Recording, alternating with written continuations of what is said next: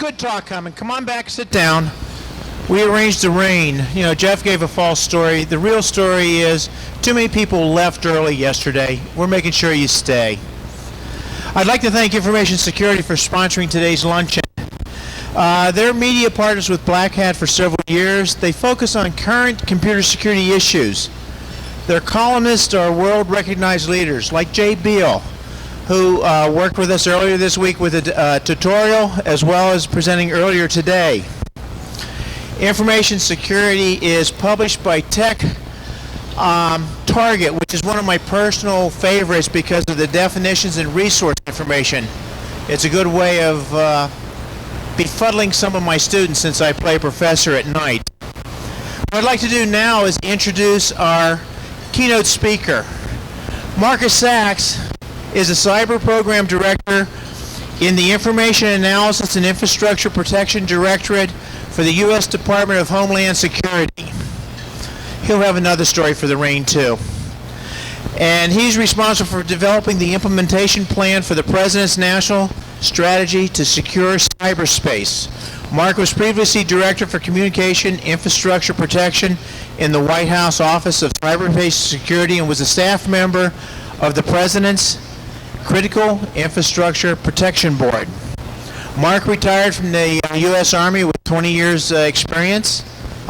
Love people who can retire and collect that paycheck for not working. He specialized in the later half of his career in computer network operations, systems automation, and information technology. His final assignment with the Army was with the Defense Department's Joint Task Force in Computer Network Operations, where he was a Senior Operations Analyst and Technical Director. I give you Mark Sachs. Thanks, Jack. Thank you. Thank you, Jack. Good afternoon. This is really a great opportunity to come back to Las Vegas and to Black Hat. So many years I've sat out in the audience and have participated, and now they have the opportunity to stand up here and tell you a little bit about what we're doing at Homeland Security. I hope each and every one of you have taken the opportunity to meet others here, to trade business cards, to get to know the rest of the family. It's such a unique place. Just a moment ago, Kevin Mitnick sits down next to me and starts cursing his telephone because it doesn't work. So what a great place, right?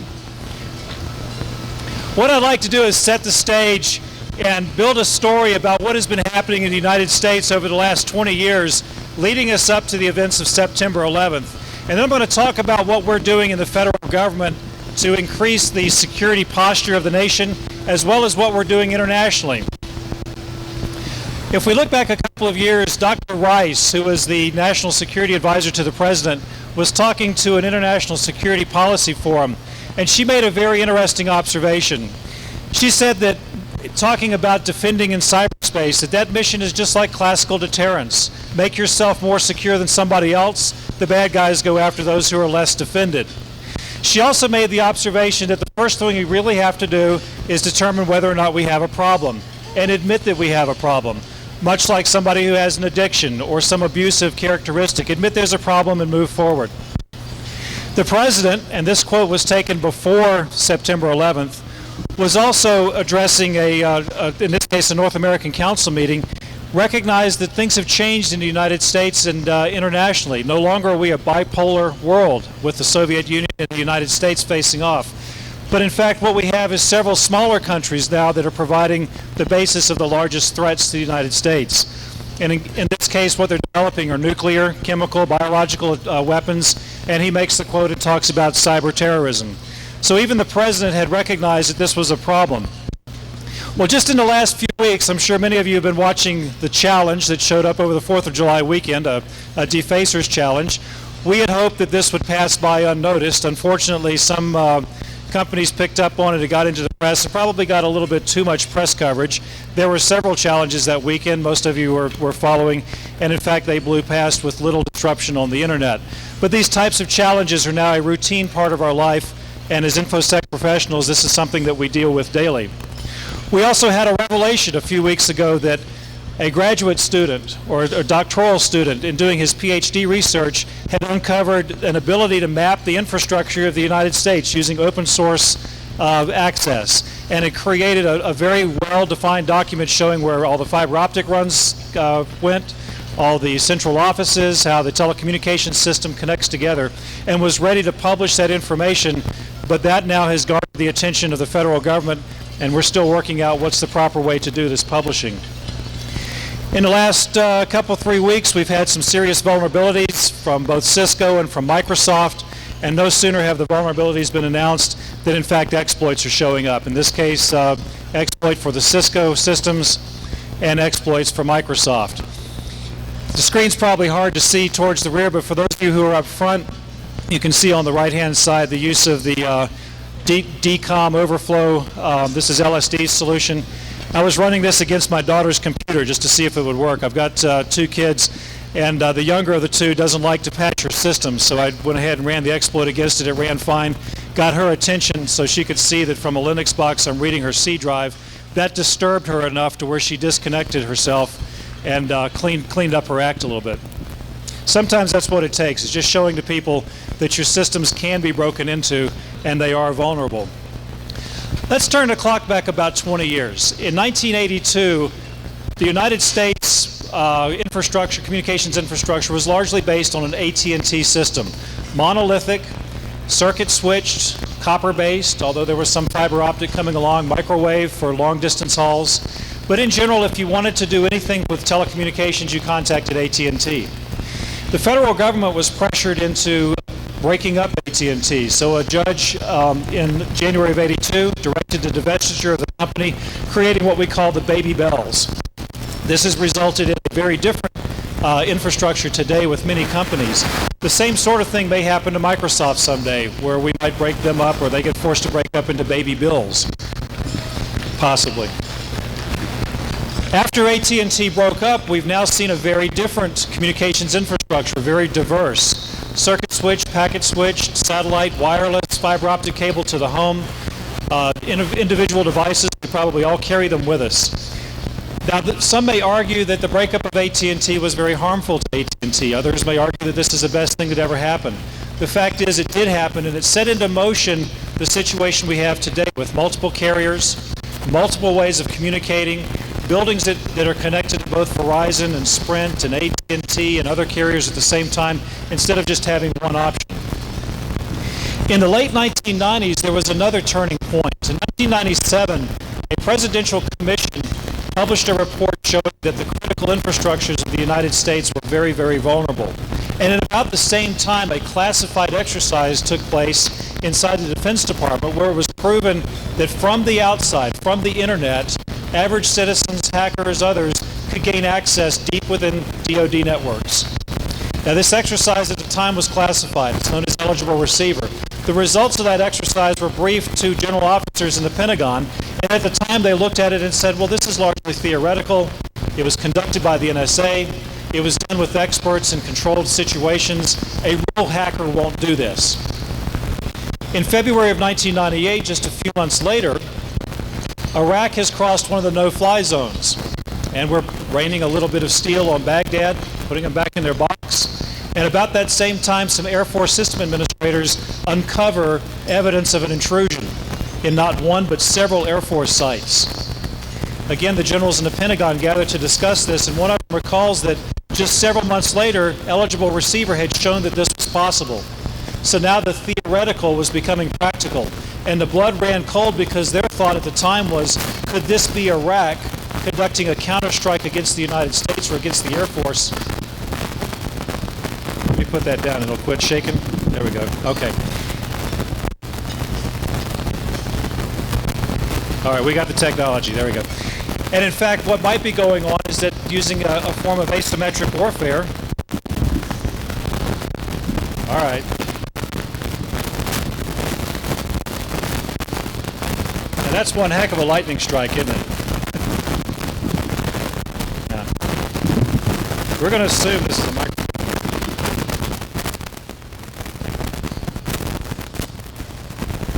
Okay. Do we have a backup? Okay. Oh, we have rain coming through. Imagine that. Okay, so now we have no interference. So we looked at what happened with what we then called solar sunrise, and that really got the DoD's attention. That in fact somebody could come in from the internet deep inside Air Force networks and cause damage. Now what happened? Was it really Iraq. No, it wound up being a couple of teenagers in California, but there was an international connection, so there was a continuity.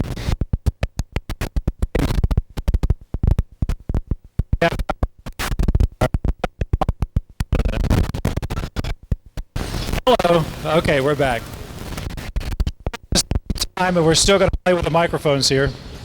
The FBI and others uncovered a fairly massive intrusion into not just Defense Department networks, but Energy Department, commercial, the industrial base. That became known as Moonlight Maze. That investigation is still underway today. We still have not gained attribution as to who is breaking into these networks.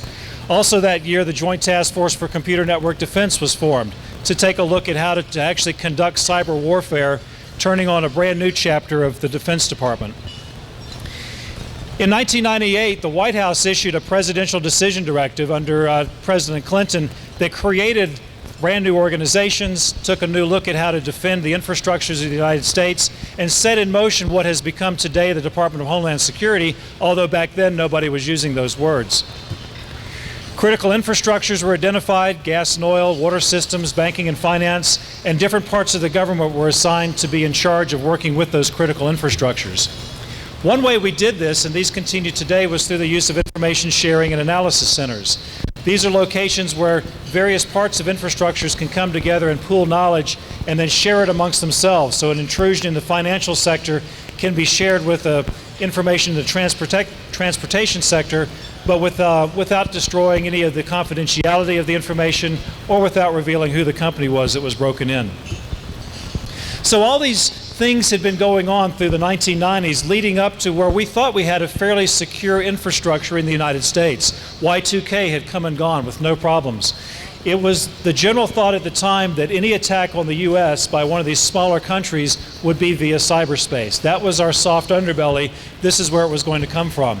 So on the morning of September 11th, when 3 airplanes fly into buildings and one more goes down in a field in Pennsylvania, we were very shocked inside the federal government because the attack did not come from a cyber dimension, but in fact was a physical attack. A big eye-opener. How was it that we missed all this physical vulnerability and we were so focused on cyber? So since then, now we've seen a big change in the way we're doing business. Cyber is still important, but we're much more interested in what happens physically. As we started digging into what happened on September 11th, we found that there can be a pretty good link drawn between the physical and the cyber world. I don't know if for those of you up front can probably see my dot there. What I'm highlighting is the World Trade Center complex, Trade Center 2 and Trade Center 1, and this is a map of Lower Manhattan. Right next door to it is the Verizon building, the downtown central office for Lower Manhattan, and several blocks away was the New York Stock Exchange. Now the reason I'm showing this is we had the collapse of several buildings in New York City. But the collapse of those buildings had an effect on the infrastructure, the communications infrastructure of Lower Manhattan that none of us had predicted. Looking at ground zero from the air, and this is a reverse view of that graphic, we can see the remains of the World Trade Center towers, and this is the Verizon building standing right next door. World Trade Center 7 stood next to the Verizon building, and it fell later in the day after the first 2 towers fell. When 7 came down, it fell up against the side of the Verizon building. Here's a close-up picture, and you can see some of the debris up to the 4th story. Parts of Trade Center 7 also went into the ground, large steel girders cutting down through the sidewalk, cutting steam pipes, electrical pipes, fiber optic bundles, other communication systems. And if you imagine underneath the World Trade Center area, millions of gallons of water are being poured in to put out fires. You've got steam lines and water lines that are broken. The Hudson River is trying to come back in. And all at the same time, we're trying to keep communications up. Inside the building, if you look at one of the switching rooms, you can see that switches themselves, the racks have been destroyed. But one thing that amazed the Verizon engineers was at least one of the large switches was hanging outside the window, literally by its power cord and communications cable, and still switching phone calls. Unbelievable, hanging out. Underneath the Pentagon, directly where the aircraft hit, was access points where a bank of routers sit. Those routers continue to run, even with the aircraft on top of it. They went to backup power, and then an employee crawled in with an orange extension cord and provided emergency power to the router configuration for several days until they could get the aircraft out and dig down to it. So the hardware works. We can still keep these things working as long as we can get power and comms to it, even with an airplane laying on top or with other buildings collapsing around it. Back in New York City, the challenge now for Verizon was if everything underground is flooded and there's mass confusion underneath, how do we bring communications back and restore Lower Manhattan? This is a picture at street level. If you look closely, you can see the base of a street light. This is not inside. Most of Lower Manhattan looked like this for several days and weeks later. And many interesting stories came out of this. Help from other companies that came in to help Verizon. AT&T, for example, we're still having a lot of microphone problems.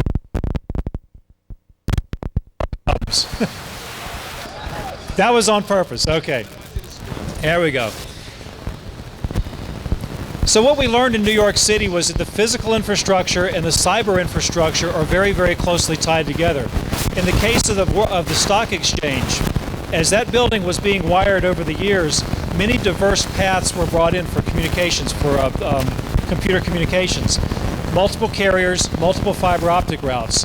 But as carriers merged and as routes were bartered and traded between them, it turned out that most of the routes had converged down to one path connecting between the stock exchange and the Verizon building.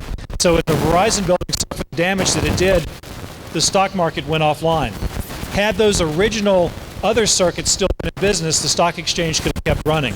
This was a hard lesson for many people in Lower Manhattan to find out that when you thought you had diversity, in fact, everything was all in one fiber optic bundle or in one trench. We found that telephone systems fail, obviously, when the cables are cut. Wireless systems fail when antennas fall down. Wireless systems also fail when many people are trying to use their cell phones to call back to their parents and their loved ones to let them know that they're fine. But those who are connected on the internet and were using fiber optic systems that did not route through Verizon, the internet continued to work. They used instant messaging, they used email, they used other means, chat, to inform their family and friends that they were doing fine. Following September 11th, the federal government decided to create a Homeland Security Department. It started off with the Office of Homeland Security, which developed some strategies, and ultimately the department itself. The department is where I work, and we are based on three main objectives. The primary one is to prevent any future terrorist attacks. Now, my world is all cyber, so we are looking at how to protect the cyber infrastructure from terrorist attacks using the computer networks. There are others who are working on the chemical industries, transportation, borders, etc. The way we're organized, and this is a very simple line chart, a good, no government briefing is complete without a line chart, of course, is 4 large divisions. The one on the left, information analysis and infrastructure protection, is where we work. The others, emergency preparedness and response, is much like the old FEMA. That's the organization that if we have an earthquake, a hurricane, or other type of natural disaster, can bring government resources to bear on solving the problems. Science and technology for research, and border transportation and security. Those are the men and women that you see at your airports, at the frontier, at the customs offices and such. Inside of IAIP, as we call it, we're broken into 2 groups. Those who do information analysis, which is largely could be thought of as a intelligence function, risk reduction, and those who work with the infrastructure owners, determining ways to reduce vulnerabilities, get early warning out if an attack is coming, and then work to minimize any consequences should something happen. Inside of infrastructure protection is where we've placed the National Cybersecurity Division, the very group that I work for. Our main purpose is divided into 3 functional areas identified down on the bottom. The first is that we're looking at identifying specific risks, threats, and vulnerabilities to the cyber infrastructure of the United States, and how do we reduce them. The second is to track incidents in real time and working with other governments, working with industry, working with state and local officials to address those issues and work through them. And finally, to do outreach and training, to work with the universities on curricula, to work with companies that need help getting security going, and to raise the general awareness. We base what our organization is doing on one of 2 strategies that were published in February. The one on the left, this National Strategy to Secure Cyberspace, is more or less our doctrinal manual. I'm going to talk through what the priorities in there and how we are implementing them.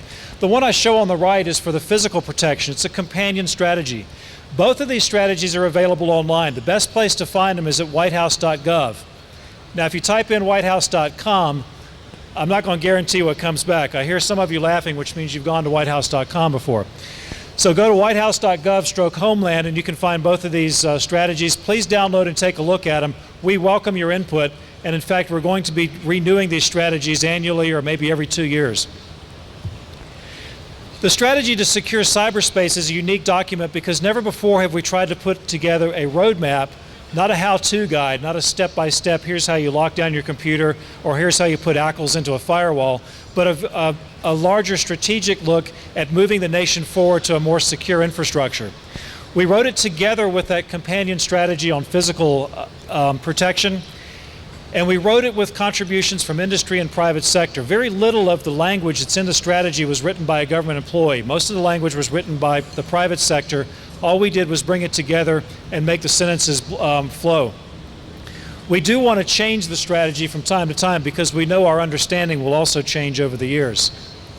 Inside the strategy, we make a case that, as Dr. Rice pointed out, recognize there's a problem and then move forward with fixing it. Our nation is dependent on cyberspace. We can't go back. This is now how we work. This is the way we live. It's our environment. The threats that come at cyberspace, though, have many different types. There's script kiddies, there's nation states, there's terrorists, there's espionage, all types of threats, but the vulnerabilities that these threats use to get into our systems are pretty much the same. So one message that we push is, while many organizations like to focus on the threat, why not focus on fixing vulnerabilities? As system administrators, we should all know exactly what's vulnerable with our networks. We should know where our exposures are. If we reduce, again, our exposure, make somebody else more vulnerable than we are, those threats will go to the easy targets. Don't make yourself low-hanging fruit. We also recognize that government by itself cannot secure cyberspace. This is not like a Defense Department provide national security overseas. Cyberspace is a shared resource, and security of it is something that we all do together. Inside the strategy, there are 5 priorities. I'll go through each of these very quickly. The first one focuses on creating a 24/7 response system, something that if an event emerges, we can quickly work with those people in the private sector who are mitigating it, the Tier 1 and Tier 2 ISPs, software providers, hardware providers, come up with a quick solution and coordinate that activity so that the guidance can be promulgated, work with the press, work with our international partners. We're doing part of this by building what we call the CWIN network, that's Cyber Warning and Information Network. This network is extending from the federal government out to several dozen private sector operations centers and is being paid for by the federal government. This is completely free to the private sector. We'll use CWIN as an out-of-band network, does not connect to the internet, does not connect to the public phone networks, and this is a way that we can communicate should there be large catastrophic outages on the internet.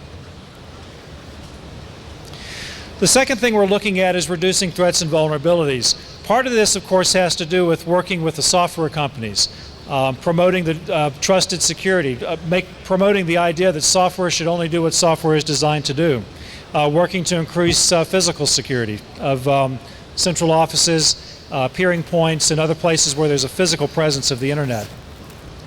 The third piece we're looking at in terms of awareness and training is to promote this idea that security is a cultural mindset.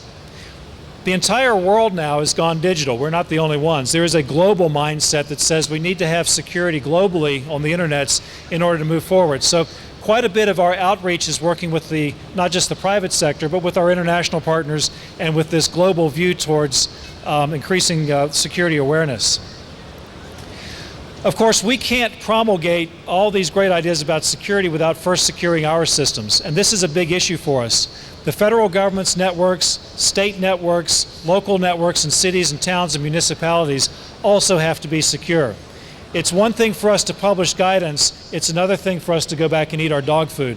So we are really putting a lot of interest in making sure our own networks are secure, and so that they can serve as an example both for enterprise-wide as well as small on how you can do security at an installation or campus network. Finally, the fifth priority is international.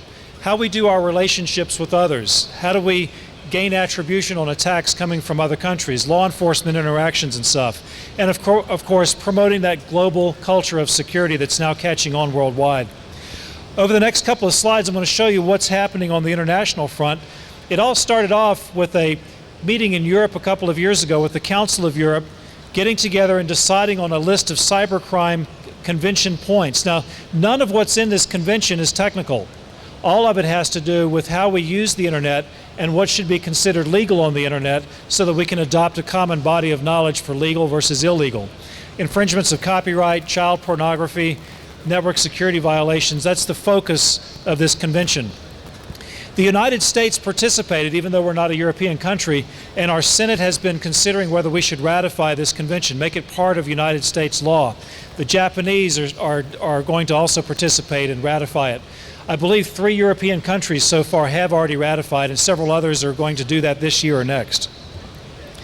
The Organization for Economic Cooperation and Development last year issued a set of security guidelines, again, non-technical, written for managers, focusing on awareness and responsibility, risk assessment, security design, things that managers can use, governments can use, leaders can use to bring security to their corporate networks and to their enterprise networks. The Asian Pacific Economic Council, APEC, had a meeting last fall to determine a way ahead for the Asian Pacific cultures.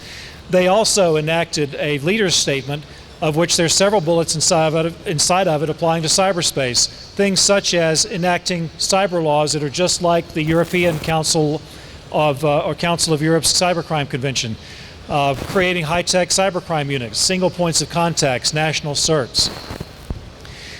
The United Nations has also issued a resolution essentially taking what APEC has done and what the Council on Europe has done and made this now a United Nations General Assembly resolution.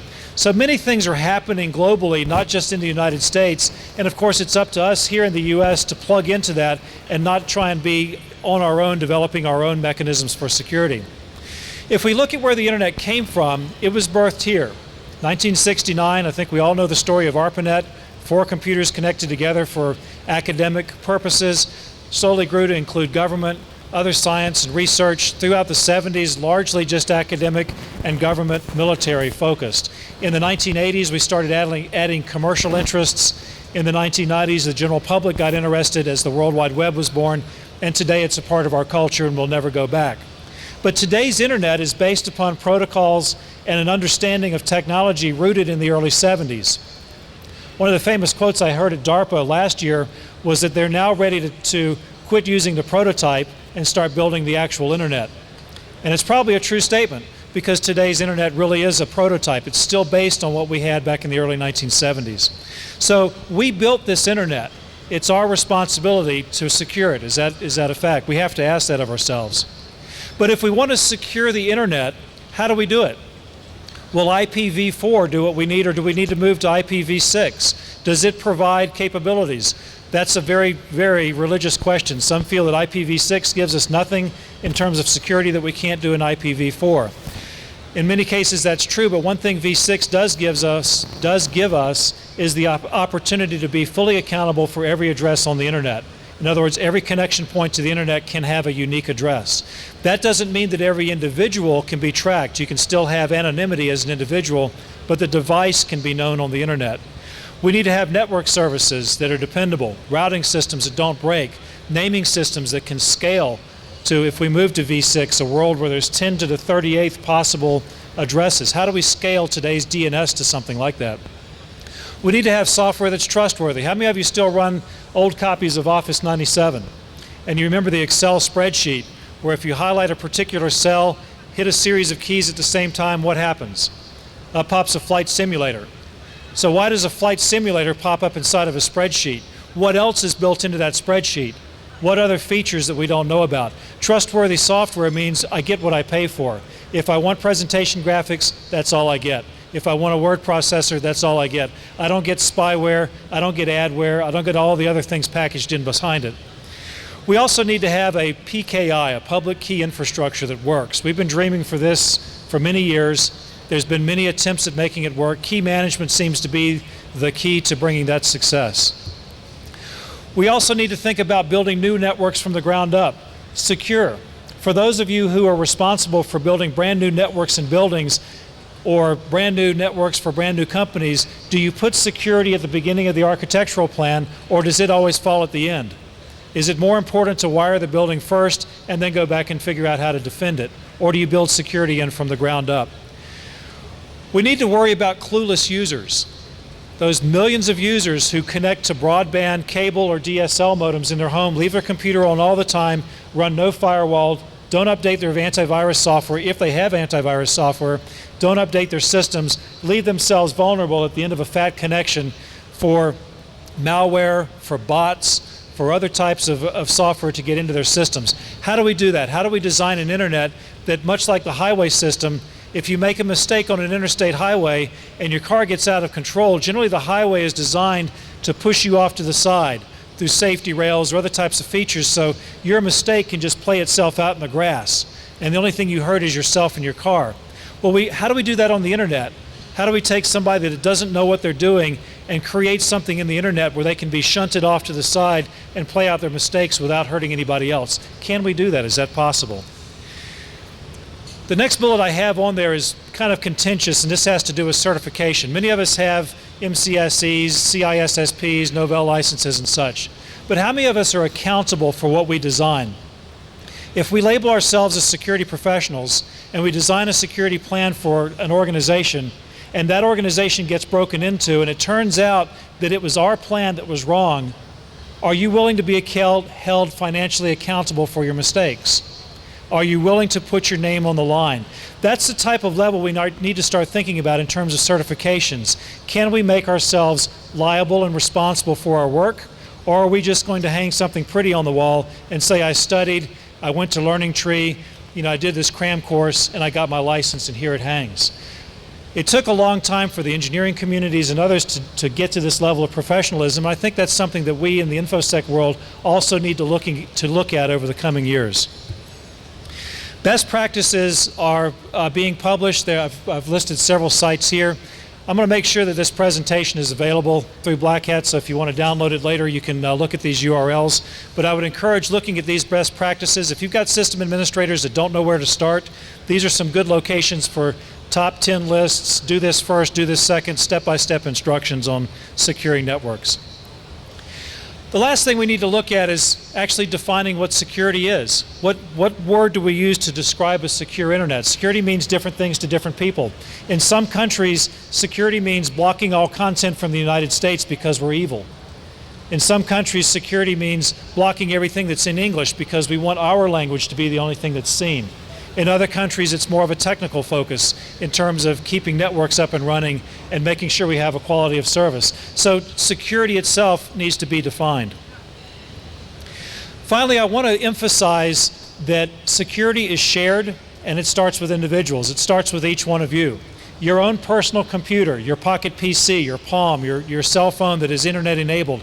Have you made sure that the world around you is as secure as you can make it?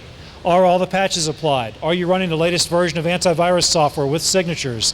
Have you done that to your personal connection to the internet? And once that's been taken care of, have you done it with those people that are around you, such as your children, your wife, your family, your mom and dad?